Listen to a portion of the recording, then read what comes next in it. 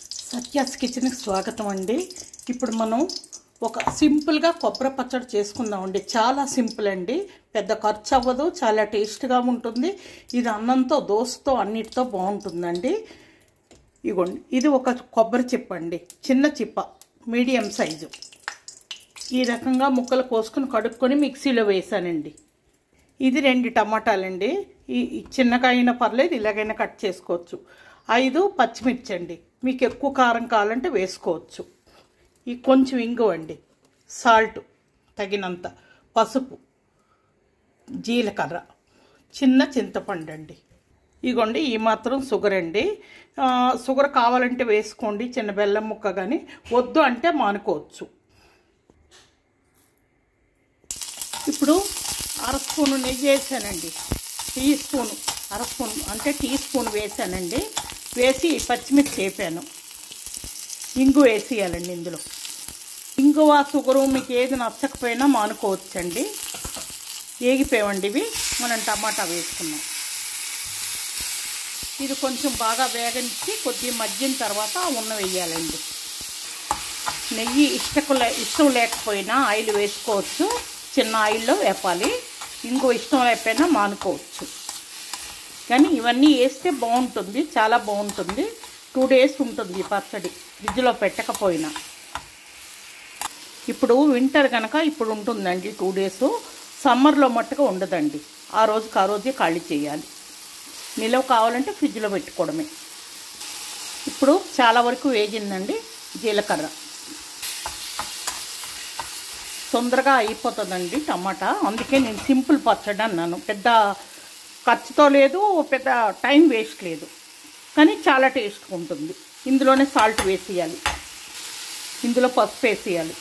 ఇప్పుడు చింతపండు కూడా వేసేయాలి. అన్నీ కలిపి చక్కగా వేపుకోవాలి.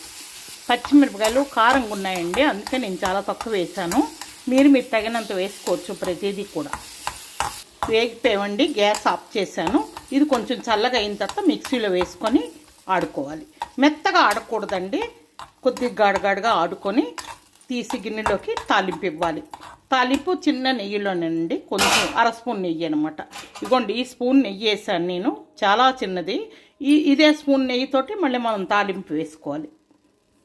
ఇది వేపకూడదండి. ఆ వేడి కళాయిలో మనం కొబ్బరి ముక్కలు వేసుకున్నాం. కొబ్బరి ముక్కలను చిన్న షుగర్ వేసాను కదా, అవి ఇందులో వేసుకున్నాను. ఇప్పుడు మొత్తం ఇది చల్లగా అయిన తర్వాత మనం మిక్సీ చేసుకోవాలి. మనం వేసినవన్నీ సరిపోయేవండి. కొంచెం సాల్ట్ చాలలేదు, అందుకే ఇప్పుడు మళ్ళీ సాల్ట్ వేస్తున్నాను. అన్నంలోకి సాల్ట్ చాలదు. చాలా చాలా టేస్ట్గా ఉందండి పచ్చడి. ఈ రకంగా మీరు చేసుకోండి. సింపుల్ పచ్చడి, డిఫరెంట్గా ఉంది, చాలా టేస్ట్గా ఉందండి. ఫస్ట్ కొంచెం నెయ్యి వేసామండి. ఆవాలు, అది కొద్దిగా వేగిన తర్వాత మినపగుళ్ళు, అది 2 కొంచెం వేగిన తర్వాత కరివేపాకు. నెయ్యి అని భయపడకండి, చాలా తక్కువ వేసాము. మనం ఆయిల్ కన్నా నెయ్యి వాడితేనే చాలా మంచిదని చెప్తున్నారండి చాలామంది డాక్టర్స్, ఆయుర్వేదిక్ డాక్టర్స్. మన పెద్దలు ఎప్పుడు చెప్తున్న విషయం కూడా అదేనండి. అయితే ఆవు నెయ్యి, స్వచ్ఛంగా ఆవు నెయ్యి దొరికితే మంచిది, లేకపోతే మరి గేదె నెయ్యి అయినా వాడుకుంటామండి. పోపు వేగిపోయిందండి, గ్యాస్ ఆఫ్ చేశాను. ఇగోండి, పచ్చడి ఒకసారి మీ చేతితో చూపిద్దామని. ఇగోండి, గాడగాడగా ఉంది. కొబ్బరి తగులుతూ ఉండాలన్నమాట చేతికి. టమాటా కొబ్బరి తగులుతూ ఉంటేనే దాని టేస్ట్ ఉంటుంది అన్నమాట. టేస్టీ టమాటా కొబ్బరి పచ్చడి, టేస్టీ టమాటా కొబ్బరి పచ్చడి అండి. సింపుల్ పచ్చడి, చాలా టేస్ట్గా ఉంది. ఈ రకంగా మీరు చేసుకొని అన్నంతో, దోసతో, ఇడ్లీతో, మీకు నచ్చిన టిఫిన్తో తినండి. ఎనీ టిఫిన్తో కూడా సూట్ అవుతుంది. థ్యాంక్ యూ అండి. లైక్ కొట్టండి. సబ్స్క్రైబ్ చేయలేని వాళ్ళు సబ్స్క్రైబ్ చేయండి. థ్యాంక్స్ అండి. నెక్స్ట్ వీడియోలో కలుద్దాం.